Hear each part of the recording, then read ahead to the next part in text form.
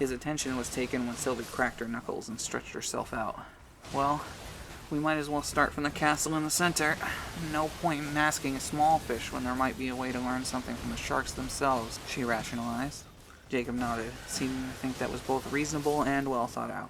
Sylvie was a little surprised when Jacob took her hand, holding it tightly and looking to her. Listen, I know I messed up, but I promise I'll get us out of this mess somehow. You have my word on that, he said with determination, seeming a bit shaken by the whole thing. Sylvie smiled at him, glad they had each other if nothing else in this situation.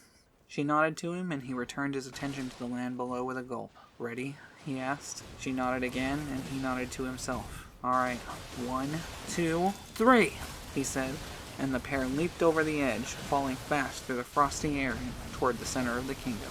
The pair spent several seconds dropping through the chilly atmosphere as they quickly approached the ground, until finally they landed hard on their feet, each bending their knees and feeling the force of their landing vibrate up their entire bodies. They took a moment to shake the feeling out before walking together up the pathway leading to the castle. It was much larger in person than it had been from above, and the dark gray bricks seemed ancient, covered with frost, moss, and debris from the broken wall. They found a doorway leading inside and gave pause a moment as they heard the sound of metal hammering metal, a nostalgic but uneasy look on Jacob's face as he continued inside. Sylvie followed him in as they traced the sound through the narrow passageway, pleased when they eventually found a corridor with light coming through the doorway at the end. Jacob led Sylvie deeper, and the pair entered the doorway without invitation, glancing around carefully instead of revealing themselves right away. Inside appeared to be a small workshop with an active forge on the far side, sporting several sets of weapon racks with various tools of war resting on them.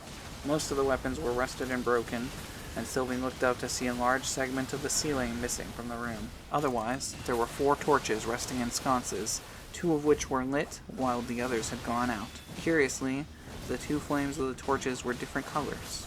One was a soft, light purple color, reminding Sylvie of a hydrangea, and the other was a deep, bloody red, the same red that spewed from Jacob's mouth and hands just a few minutes before. Otherwise, the room was largely empty, save a wooden table and some chairs set around it, all except for the man standing at an anvil not far from the forge.